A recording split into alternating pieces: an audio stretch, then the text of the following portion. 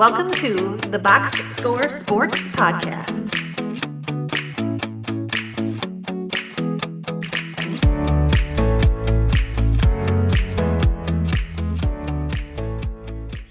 Yeah, I agree.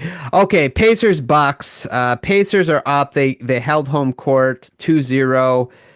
Um, let's see here. I mean, the shooting for the Bucks finally came around, I think late in game two. I guess I'll give you my bigger takeaway and then I'll let you respond to that and then just go off of what you want to go off as. You're the Bucks fan. But they shot 16% last game when Giannis passed them a ball on open threes. I think they were 2 of 12. They shot 16.7%. They were 24% of the team last game. Before they hit, I think it was the third quarter, I was checking the box score. They were up to 34% from three. And then they finally got it going. Bobby Portis made a three.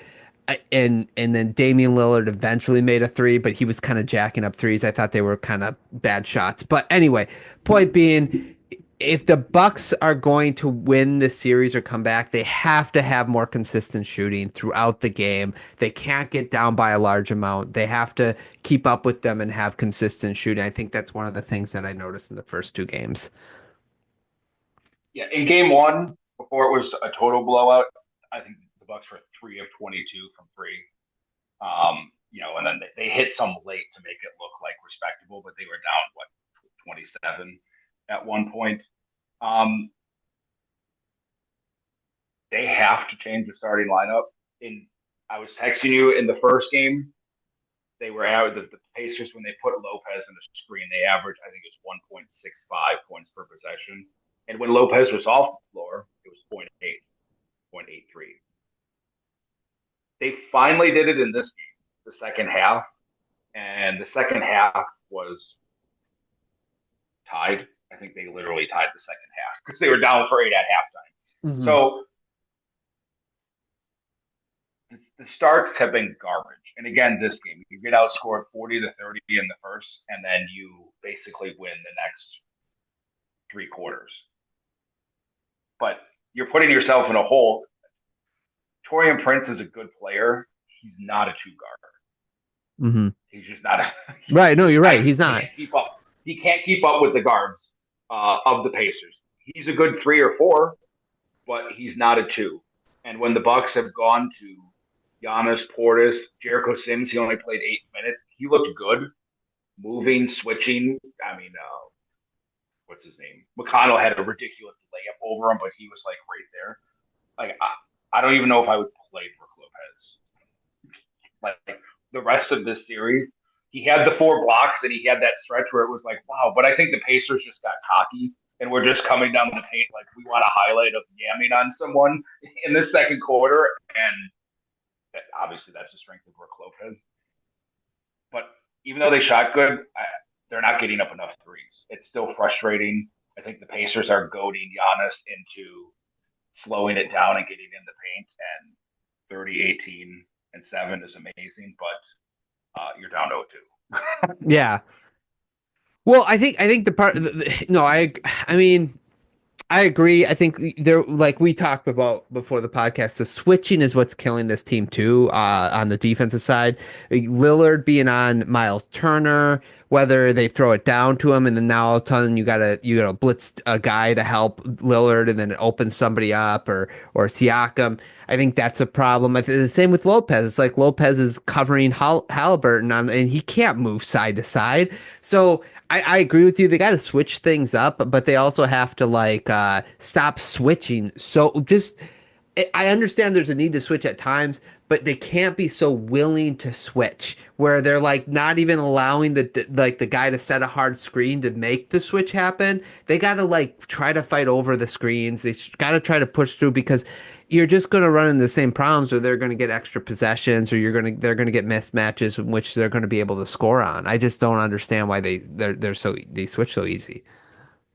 Yeah, you can't switch Lopez onto just about anyone in this series.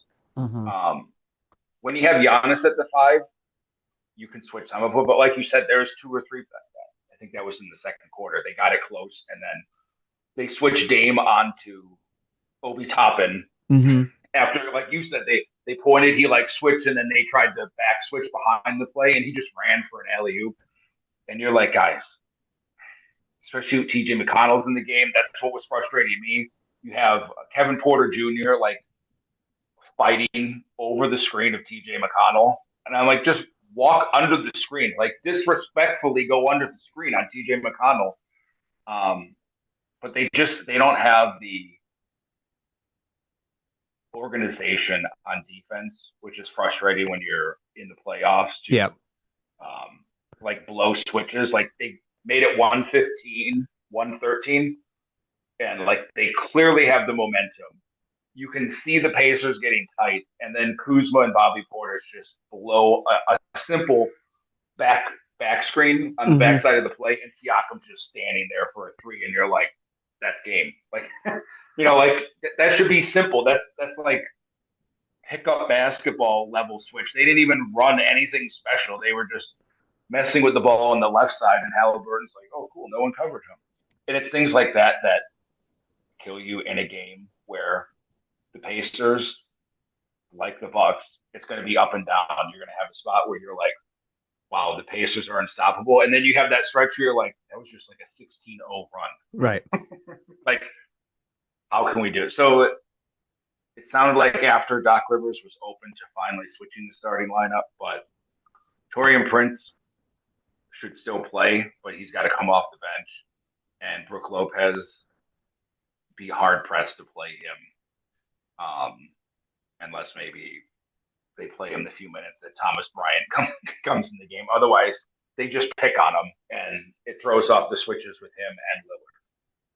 Yeah, I think Lillard has to be more willing to be like more of a distributor and not try to force up so many shots. There was a couple threes I thought he was forcing up. I'm like, dude, why are you doing that? Like, let's not. You like if he has it going, go for it. Like if you're 3 of 4 and you want to fire a 35-footer, go for it. Like that's day. But if you don't got it going, just don't do it. It was nice to see Kuzma in the second half really attack. He's got to find his shot though to be as effective as the Bucks need him to be. And then yeah, I thought Kevin Porter Jr. was fine in this game. He did that one thing where he grabbed someone's foot, and I don't think he was back in the game after that. But I don't know. They just need a little bit more help for Giannis. You can't have Giannis, like you said. He was 34, 18, and 7, and like I don't know. You can't lose those. It's the same with Jokic right now. When we get to the Clipper series, it's like you can't have these guys putting up the stats and the rest of the team just not doing what the bare minimum you ask them to do to win these games. That's play good defense and make your shots. Yeah, and we talked about it towards the end of the regular season. This is a perfect example of the Bucks need to get Damian Lillard off ball screens because they obviously just press him.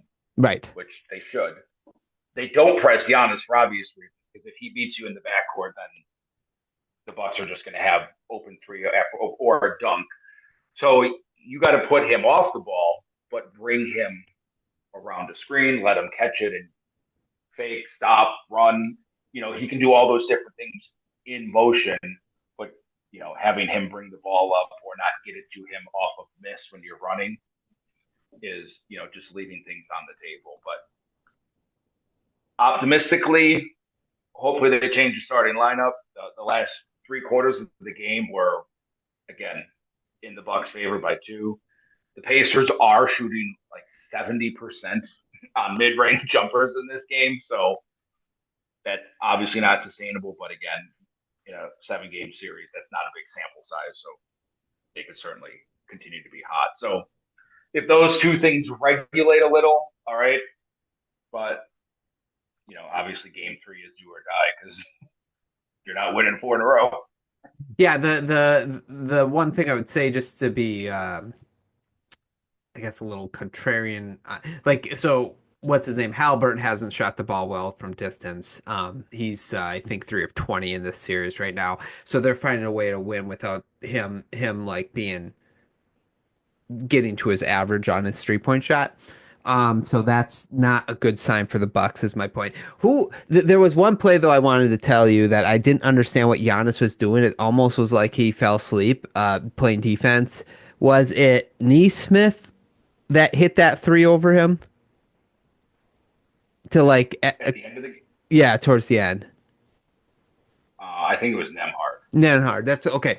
I just thought he gave him way too much room. I don't know what he was doing. He needs to press up on that. And if he gets by him and makes it two, good for that dude. But like, you cannot give up the open three there. And he kind of like, it's almost like he kind of lulled himself to the point like thinking he wasn't going to shoot it, and then he got the shot up. So I do want to just mention that was kind of the dagger that kind of killed the Bucks momentum at that point in the game. So Giannis got to be a little bit on alert to that. He can't be allowing that to happen. Yeah, and I would agree. And people debate back and forth. This is almost one of those series where I would be like, let Tyrese Halliburton try to score 50. Sure. As Yeah. annoying as he is, like, because they keep over helping sometimes. Like I think it was a TJ McConnell one. Like the Bucks system is like TJ McConnell went right off the screen at the top, and AJ Green, who was covering Neesmith in the corner, was almost all the way to the paint. Yeah. Because they're playing. He just throws a simple skip pass to one of their better 3-point shooters, wide open. I'm like, I don't know. No offense to AJ Green, you crashing in the paint probably isn't deterring much. Mm-mm. No. So take it 2 more steps out, and that play doesn't happen. But little things like that are just irritating. I know mistakes happen, and you have a couple of games, but it just, terrible coaching and planning in stretches of these 2 games. Yeah, no, I would agree. I would also say, let me see what you, man, there was something I was going to add to that. I'm trying to think. What did you? Oh, with Halliburton. Yeah, until he proves he can actually shoot, like, and put up, because the thing he does have in both games is I think he's got 12 assists in both games. He had 12 assists in both games. So you crashing on him and trying to like force, he's getting open looks and he's making the most out of it. So until he's like, I wouldn't hard double him until he proves he can like actually get a good shooting percentage and stuff like that. So I'm with you there. Okay, go ahead. No, I was just gonna say, I think it's to your advantage if the Pacers want to play 1-on-1 opposed to moving the ball. Correct. Right, because they got a lot of good shooters. Yeah, I agree. We both picked the Bucks in 7. How we feeling about that? You on the fence. I still have a slight bit of hope because, especially the second half of this game when they made the most simple of switches, it was like close and back and forth, and they had a couple runs in them. But I'm not overly optimistic because I don't know if they. I mean, you have the home games, so your bench guys are probably going to shoot better. But unless they can get Gary Trent played 30 minutes and got up 4 threes, got to do better. Yeah. AJ Green got up 1 3. Like, unless they can get back to getting those guys 6, 7, 8, 9 threes a game, it's going to be a struggle. And obviously, being down to your margin for error is next to nothing. Yeah, no, I agree with you there. Just real quick, just a little bit on the Pacers side. I know you don't want to talk about the Pacers that are positive. I have to say Siakam has been playing really well in this series. He's really shown up, and I think he's a fine number 2 on any team. Like he's just very consistent offensively, and he's a solid defender. So good for him for showing up in this series. And yeah, he's not forcing anything, which, again, for this Pacers team, that's their go. No one just forcing up, but just let's see what happens. Yeah, correct. Yeah. Okay. Thanks so much for watching this clip of the Box Score Sports podcast. I hope you guys enjoyed. If you haven't yet, please subscribe to our channel. Follow us on Instagram and Twitter or X. And we'll talk to you guys real soon. See ya.